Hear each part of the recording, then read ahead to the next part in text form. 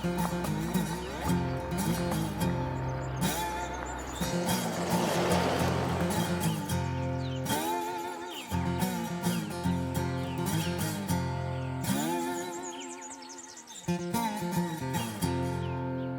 Jase, won't this be easier to do online? Yeah, you're right. Definitely easier to do online. All right guys, I guess you're wondering why I'm sitting here inside the shed of the All for Adventure headquarters, or HQ as they say. Well, it's a rainy day outside, so I thought I'd come in and I'd answer a few questions. We get truckloads of emails about every question you could imagine. About what do I take on my next big trip, right down to something about the thongs. So I've got a laptop here in front of me and I've got a heap of questions that people have asked, and I'm going to try and get through some of them and hopefully give you enough information so that you can use it on whatever it is that you do and go out on your next big trip, or whether you just go camping on the weekend or whatever. So I've got Daryl here. G'day Daryl, if you're watching. G'day guys, could you assist a bloke in where to get the fuel bladder from in your boat? Okay, so no worries Daryl. Fuel bladder, we've got a 200 litre fuel bladder. Where do I get it from? I think it was a mob called Turtle Pack. The beauty of having a fuel bladder is, well, I'll tell you what, you don't have to carry a big 44 gallon drum. So the 200 litre fuel bladder is the equivalent of a 44 gallon drum. So when the fuel bladder is empty and you've used all that fuel, you can just roll her up, stick her up the front. So it's a good thing, the old fuel bladder. I remember using that a few years ago now. I come up with the concept and then we use it on every trip. Its fuel is the most important thing when you're in the boat, because you can get the furthest with fuel. You run out of fuel, you're going nowhere. Oh, don't forget the water as well, and the food. All right, so what do we got here? We've got another question. Oh, this is a cooking question from Peter. Okay, Peter. Hi, I was watching the last episode of season 9, I think. He can't work it out yet, but I think he's right. You guys were cooking mud crabs on the open coals, so yes, that was the last episode of season 9. And I was thinking of doing the same. If I managed to get a couple of muddies, he reckons. How long did you cook them on the coals for?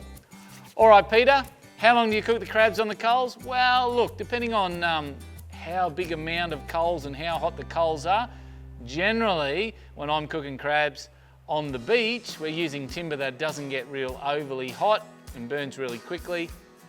So I would say around that 5-minute mark, they go red, they start to bubble up. Oh, they're simmering away, mate, nice and tasty. They get that like smoky flavour, when you cook them like this. You don't want to leave them on for too long, because it can sort of burn through and sort of burn the shell. So the beauty of having the crabs cooked on the open fire or on the coals, don't cook them on open fire by the way, you need those coals, is you get that sort of smoky, coaly sort of flavour through it. It's a good way to cook them. They're cooked in their own juices, and I'll tell you what, they taste as good as they look. So there you go, Peter. All right, so let's have a look down here as well. We've got another one here to do with some gear. It says here, Damon, g'day guys. Just a quick question. Where did you get the knife Jase has in his cooking part, and what brand is it?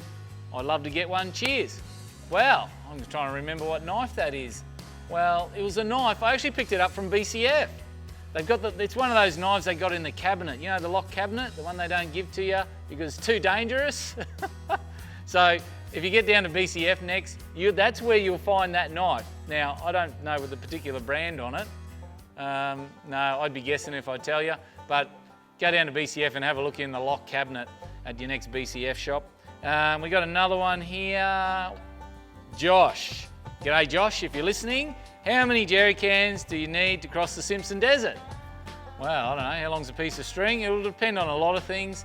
First thing I would do is try and cut down the amount of jerrycans you actually take. Now, it's a 500 kilometre journey depending on which track you do take and depending on what you tow. So we towed a large caravan behind the 200, and Simon towed the Centurion behind the D-Max. Now, I would go straight for a long-range tank. Now, the long-range tank we use is the Brown Davis long-range tank. Very good tank, very kick-ass, strong and durable. So if you have a long-range tank, you don't have to carry as many jerrycans. Is it a 4-cylinder diesel? Is it a V8 Land Cruiser? The trick is to find out what sort of fuel consumption your vehicle gets. And I'm not talking about riding the one that you get in the book. Forget about the book. You've got to go and work it out by fueling your tank up. Drive the kilometres. Work out how many kilometres, how many litres per 100 Ks. Do that sum first. Now, the 200 series Land Cruiser can take a huge amount of fuel when you put the long range tank in it. We're talking 263 or 268 litres. I actually had just enough fuel when I got into Mount Dare because I had to give Simon some fuel because his long range tank in the D-Max isn't as big, even though it's a 4-cylinder.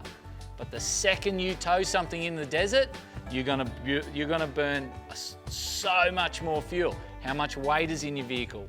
You've got to carry fuel, water, all those things. So we had about 2 jerrycans on the caravan, and then we had another 2 jerrycans I think we chucked in the Centurion, and there was another 2 jerrycans sitting on the roof of the camera truck. Don't forget there was a camera truck in that Simpson crossing, and he wasn't towing anything, but he still needed to carry that extra fuel. So that gives you a bit of an idea, 4-cylinder diesel, okay? But at the end of the day, you're gonna cross the Simpson Desert, do a little bit of research, there's a fair bit of information out there, and maybe watch the episodes of All for Adventure when we cruised across the Simpson, and check it out. Well, that's all we've got time for at the moment, but this is gonna be a regular type segment, so stick around, and next week I'll answer some more questions.